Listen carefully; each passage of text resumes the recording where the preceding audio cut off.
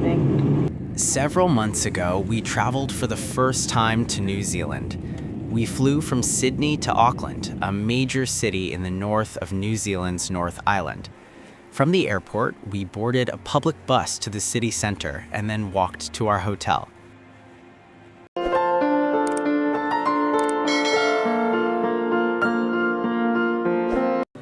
The next day, we booked via I'm Free Walking Tours website and joined a 2 to 3 hour walking tour of Auckland. Front, but we hope that you'll really enjoy it and leave us whatever you think is worth afterwards. We were enthusiastically met by Fran, a local, who will guide us through the central parts of Auckland, including its scenic gardens and landmark buildings before wandering down to the waterfront. He'll also share stories of Maori heritage and colonial history. It can be explained in a couple of different ways. There's a scientific explanation, and then there's the story of the Maori volcano god, Mataha. So starting at two volcanic craters on the north shore of Auckland, Mataha goes down right across the isthmus. So the sacred ceremonies are performed in this crater to ask that the sleeping volcanoes of Auckland stay that way, prayers to quieten the restless spirit of Mataha. So the Sky Tower opened in December of 1997. It's 328 metres tall. It was the tallest freestanding structure in the Southern Hemisphere at the time that it opened, but it's no longer is, of course. But the tower has some interesting safety features. It's designed to sway up to 1 metre in high winds. Yeah, I know. It can withstand winds of up to 200 kilometres an hour. The tower's lifts have special technology to detect the swaying, and they'll automatically slow down in high winds. The tower can also withstand a magnitude 8.0 earthquake. It's $45 if you book online to visit the observation deck, $47 if you just rock up and pay in person. So I've been everywhere in Auckland, but I've never been up the Sky Tower because I'm afraid of heights. I will go up there one day, but I'm told that the view is wonderful. We're standing. In 1880, the headland was removed to reshape the coastline and reclaim land from the sea. Now, prior to this, because of its elevated position, this headland was the location of a fortified Maori village, or a pa. The lookout atop the cliff was known to the Maori as Tangihanga Kūkaia. Now, Tangihanga means the sounding of. 124 years later, in 1991, the members voted to allow women to join. So that was very progressive of them. In December.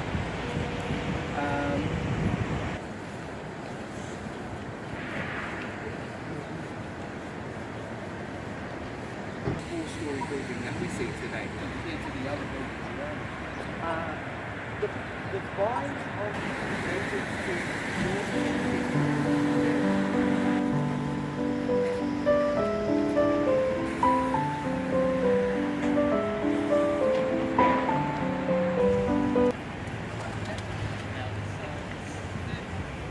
Signs of spring here in Auckland. Daffodils are springing up.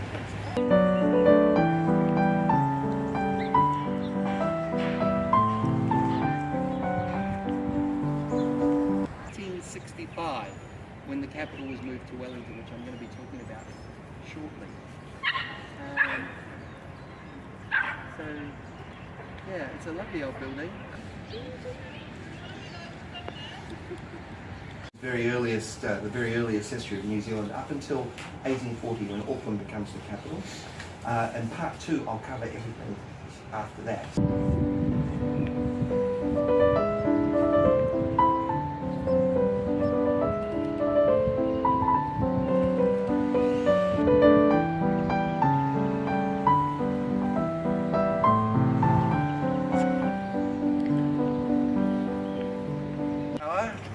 But you can't see it because they're cleaning it or something at the moment. So this building was opened in 1926.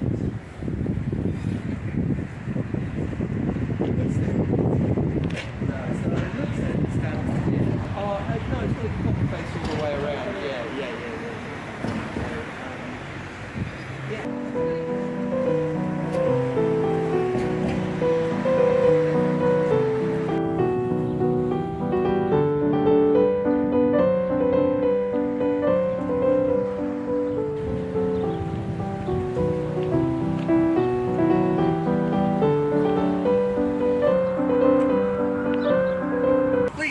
everyone sit down because I'm going to talk for a shorter amount of time. Sorry, I jumped in. Where are we? We're in Albert Park. So Albert Park is named after this lady's husband, Prince Albert. This park was established in 1880. Prior to European settlement, there was a Maori village here.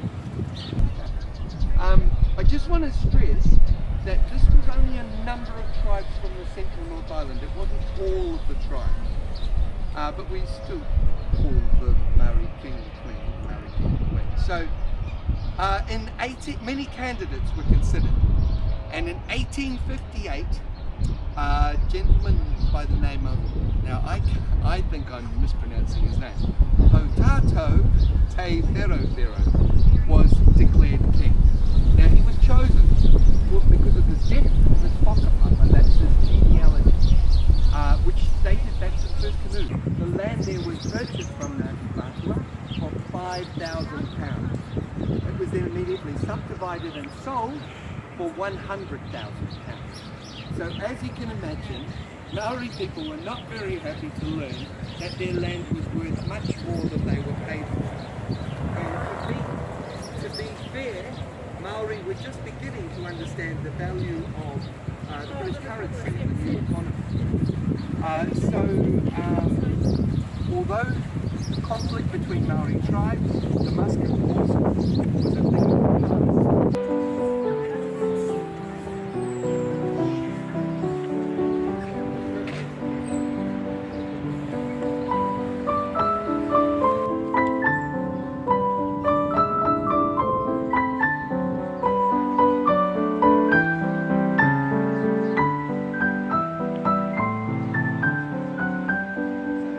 I'd just like to point out, look at this famous sculpture that's gone out in, I can say it's a Maori canoe or waka turned on its side of Christie.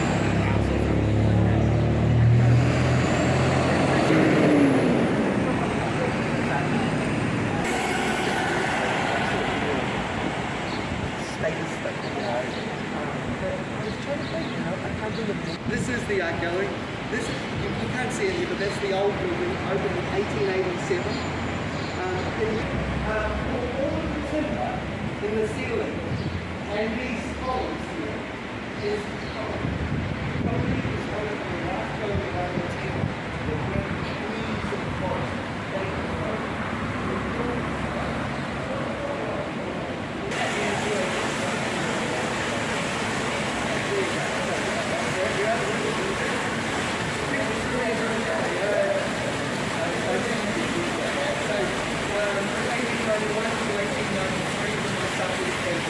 Peaceful and in 1893 the government running the right now.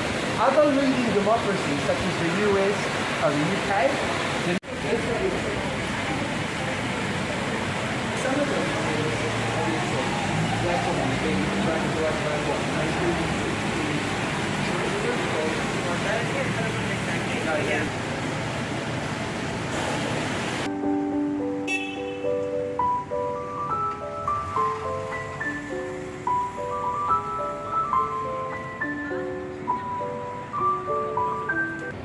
First female councillor in 1913 she was elected, and one of the first female lawyers in the country. Ellen suggested building a hall for women's society gatherings and as a memorial to pioneer women of the district.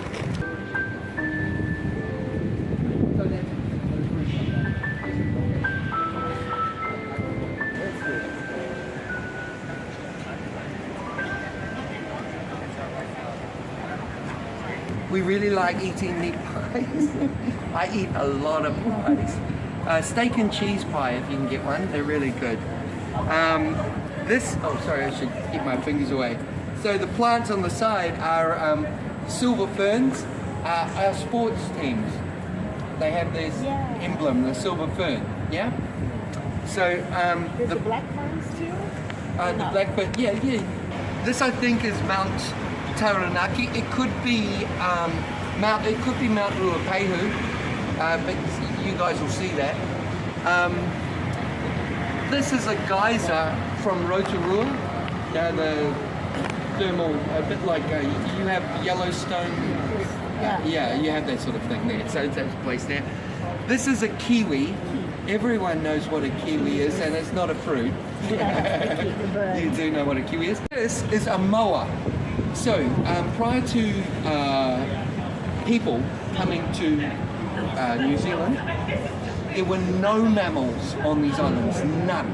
Oh, there was a bat, okay, technically there was a bat, but there were no mammals.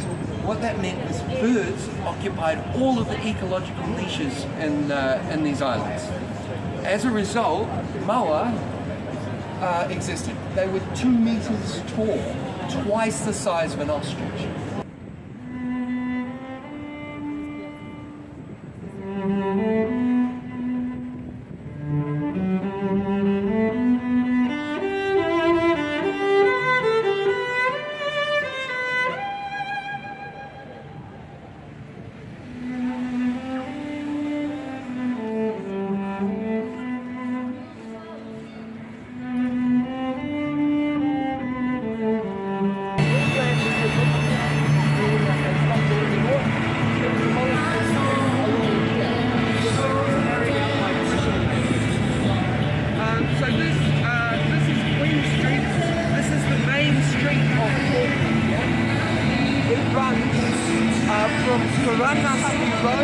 Up the top, right down to the centre of the city. When it was closed, and then someone had the idea, let's make a railway station.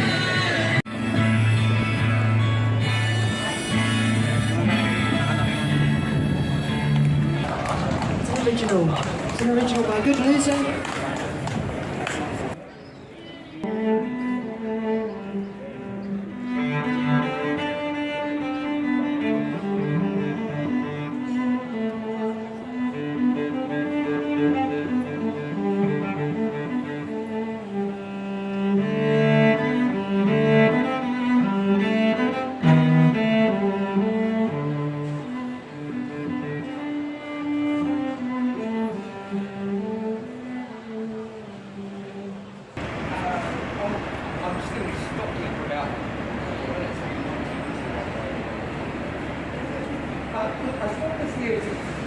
There's a better view of this. We're going to talk here.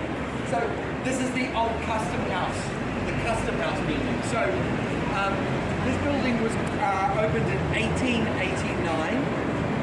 The opulence of the building's architecture reflects the optimism and prosperity in the city at the time.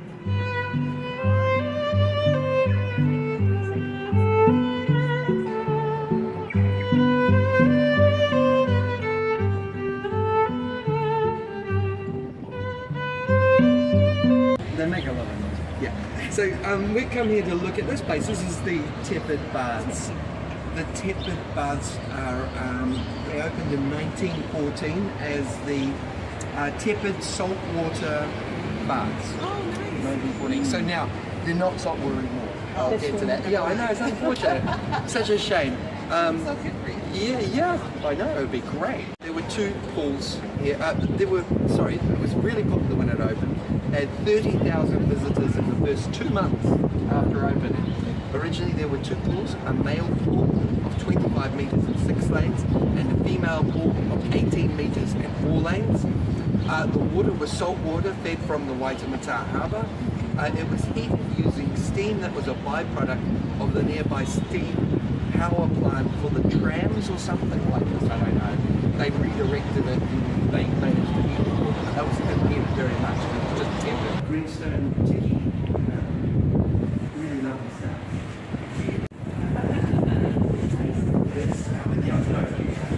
But if you notice, if you want to look at some real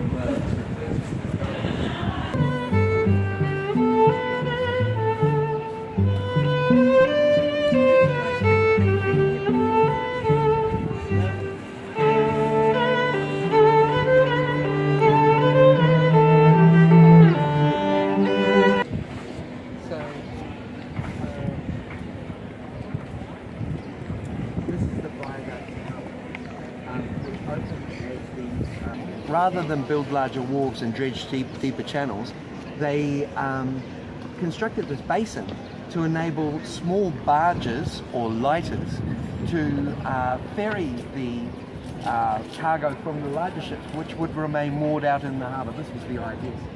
The shipping companies unfortunately refused to comply with this method of unloading their ships, and so larger wharves had to be built.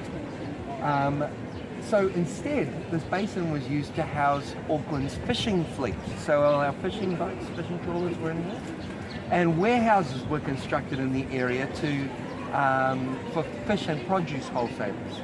The whales around. This was about a couple of months ago. I said the whales around. She said, "Oh, yeah, we saw some last week." So you know, I mean, they can't guarantee that you're going to see it. It says, "Come again for free if we don't spot any marine mammals during the cruise." But anyway, so yeah. Way to you. The artist that constructed it. You see the sort of sweeping shapes that he's got going there? They're actually based on the stern post of a Maori waka, a Maori canoe. We call those taurapa, is the name for the stern post of a Maori canoe, and he's tried to incorporate that in the design. The carving in the centre is the Maori demigod Maui. You guys have probably heard of Maui. There's an island in Hawaii called Maui. He's a bit like a Polynesian Hercules sort of thing. He did all these really cool things, like my favourite story is the sun was going too fast. The days were too short. So Maui got it and he cast it around the sun and slowed the sun down to the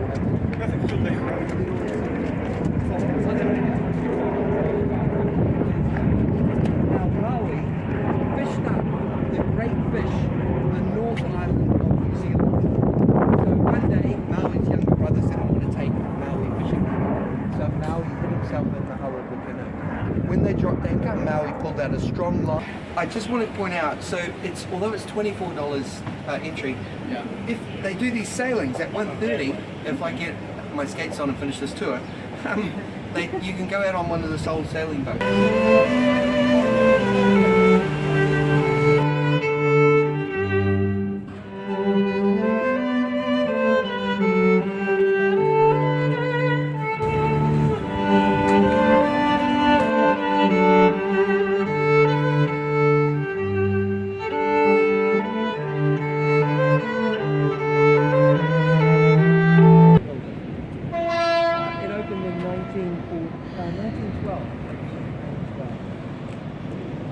So, this is my part of the tour where I tell you my recommendations for things to do.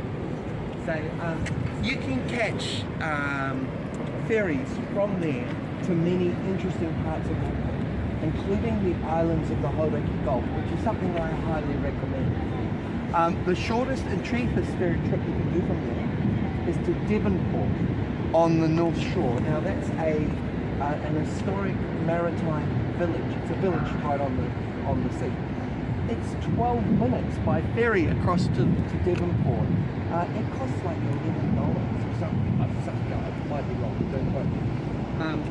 And it runs all day and all night. It's every half an hour there's a ferry going across there. View in the whole of the region. But here's the big part. I don't think any tourist has taken me up on this. You can catch a boat across there. There's nothing else on that island. I mean, seriously, there's like nothing. It's a volcano, and it's just got nothing on it. No, there's a couple of them, but nothing really. You go across it on the boat, you get off the ferry, it's 5 kilometers up to the top, beautiful view, and then it's 5 kilometers back down and you get back on the boat. You know, I mean, there's beaches, I suppose you can swim, but it's not summer. So I don't think anyone's taken me up on that. But further out, 40 minutes out that way, is Waiheke Island. Now Waiheke Island is super popular tourist destination. It's a big, hilly island that has a lot of vineyards, wineries, and you can, it's also got some tourist experiences. So I had someone here the other day, they've got a zip line like a flying fox, you know, over the canopy of the trees and stuff. Yeah, but stuff like that. Now, Waiheke, it's a really big hilly, beautiful beaches. Beautiful beaches over there, love them. So at Waiheke you need some sort of transport to get there, right? So but no, that's cool because they've got a very good bus service that runs all up to the harbour bridge being built. The only way to get to the North Shore of Auckland was a 40-kilometre drive out through West Auckland and then sort of back. So when the bridge went in, the population of the North Shore exploded. That's where I'm from, really. Coming along, you see that tall building on the North Shore there? The tallest building on the North Shore. That's Takapuna. Takapuna is the largest town on the North Shore. You'll find shops and beaches, lots of beaches. North Shore is all about beaches, so you know, I grew up around beaches, so lots of beaches there, cafes and things like that. You can catch a bus across there to Takapuna, it takes you across the bridge. Now, you might remember at the start of the tour I talked about Mataho, the volcano god Mataho, and I said starting from 2 volcanic craters on the North Shore of Auckland. Those volcanic craters are there at Takapuna.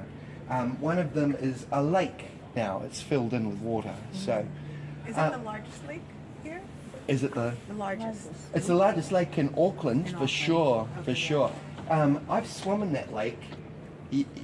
Yeah, it's it's not, you know, you can swim in it. But that's a recommendation, isn't it? Yeah. So underneath Rangitoto there, that's the Devonport Naval Base. Okay, so you can't go there, but you can see the ferries coming back from Devonport. You can see it takes you right past the Devonport Naval Base. So Devonport is that place, that magical place that I highly recommend. It's on the slopes of that first hill there. That's the Devonport Township there, or Devonport Village I should say, really. Now if you visit Devonport and you go, oh, let's walk up to the top of one of these hills and get a great view, because you do, I must recommend the furthest of the hills, the one that's actually 20 minutes walk from the centre of the Devonport village. But yeah, Rangitoto is cool. I mean, I don't want to overemphasise Rangitoto just because I like it and the view is great. No, it would be quite a mission to get up the top of it. So guys, that's a nice photo. And it's been my great pleasure to show you around today. There's absolutely no, you're welcome. There's absolutely no obligation. Tours are offered on a pay what you think it's worth model. We gave Fran an amount for which he was so grateful. By the end of the walk, the city no longer feels unfamiliar. It feels like a story we've stepped into, one street and one view at a time.